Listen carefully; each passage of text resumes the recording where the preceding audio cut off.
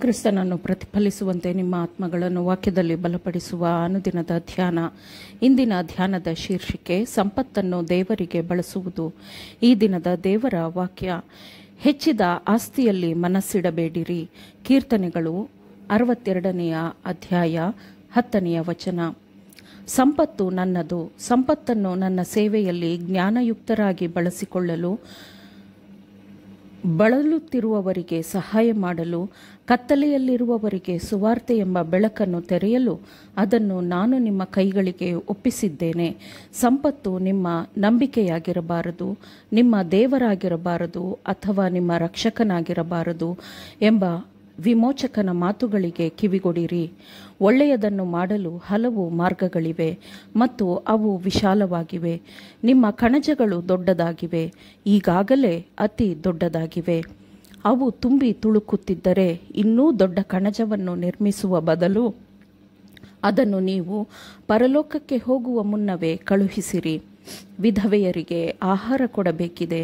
ನಿಮ್ಮ ಮನೆಯ ಪೋಷಣೆಯಡಿಯಲ್ಲಿ ಅನಾಥರನ್ನು ತೆಗೆದುಕೊಂಡು ನಿಮ್ಮ ಭಂಡಾರವನ್ನು ಹಂಚಬೇಕಿದೆ. ಜೀವದ ರೊಟ್ಟಿಗಾಗಿ ಬಯಸುತ್ತಾ ನಾಶವಾಗುತ್ತಿರುವ ಆತ್ಮಗಳು ಇವೆ. ಸುವಾರ್ತಾ ಕೆಲಸಗಳಿಗೆ ಬೆಂಬಲವಾಗಬೇಕಾಗಿದೆ.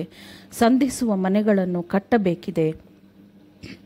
ದೇವರ ಕೆಲಸವು ನಿಮ್ಮ ಆಸಕ್ತಿಯ ಒಂದು ಭಾಗವನ್ನು ಮಾತ್ರ ಕೇಳದೆ ನಿಮ್ಮ ಸಂಪತ್ತಿನ ಒಂದು ಭಾಗವನ್ನು ಕೇಳಿದಾಗ ಆತನಿಗೆ ಸ್ವಂತವಾಗಿರುವುದನ್ನು ಆತನಿಗೆ ಹಿಂದಿರುಗಿಸಿರಿ.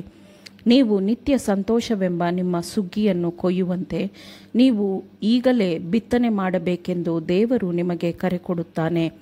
ದೇವರು ಕೊಟ್ಟ ಉಡುಗೊರೆಗಳನ್ನು ನೀವು ಮತ್ತಿತರಿಗೆ ನೀಡುತ್ತಿದ್ದಂತೆ ಅವು ಹೆಚ್ಚಾಗುತ್ತವೆ. ಸಾಲದಿಂದ ಮುಕ್ತಳಾದ ಬಡ ವಿಧವೆಯ ವಿಷಯದಲ್ಲಿ ನಾವು ಇದನ್ನು ನೋಡುತ್ತೇವೆ. ಅವಳ ಹತ್ತಿರ ಕೇವಲ ಒಂದು ಪಾತ್ರೆಯಲ್ಲಿ ಮಾತ್ರ ಸ್ವಲ್ಪ ಎಣ್ಣೆ ಇತ್ತು.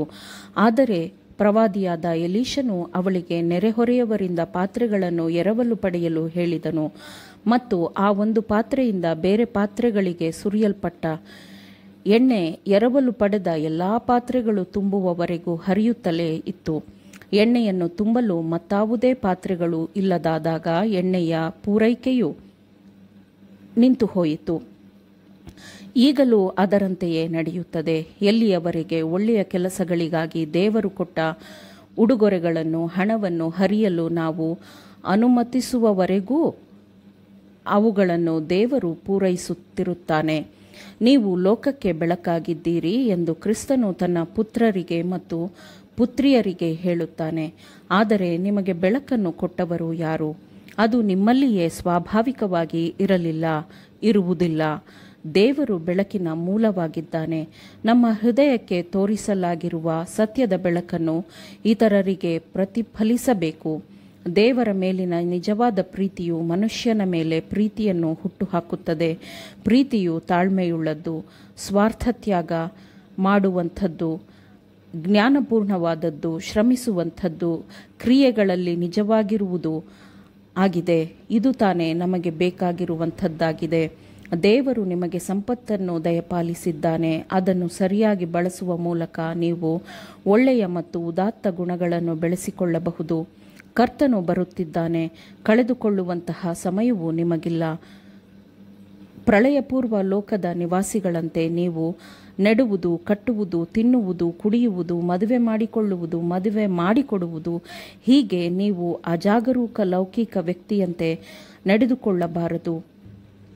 ಪರಲೋಕದ ಪುಸ್ತಕಗಳಲ್ಲಿ ಈಗ ಕಾಣುವ ದಾಖಲೆಗಳಿಗಿಂತ ಅವು ಬೇರೆ ದಾಖಲೆಗಳನ್ನು ಪ್ರಕಟಪಡಿಸಲಿ. ಸಮಯವನ್ನು ಸದುಪಯೋಗ ಪಡಿಸಿಕೊಳ್ಳಲು ತ್ವರೆಪಡಿರಿ. ಹಳೆಯದಾಗದ ಚೀಲಗಳನ್ನು ನೀವೇ ಸಿದ್ಧಪಡಿಸಿಕೊಳ್ಳಿರಿ.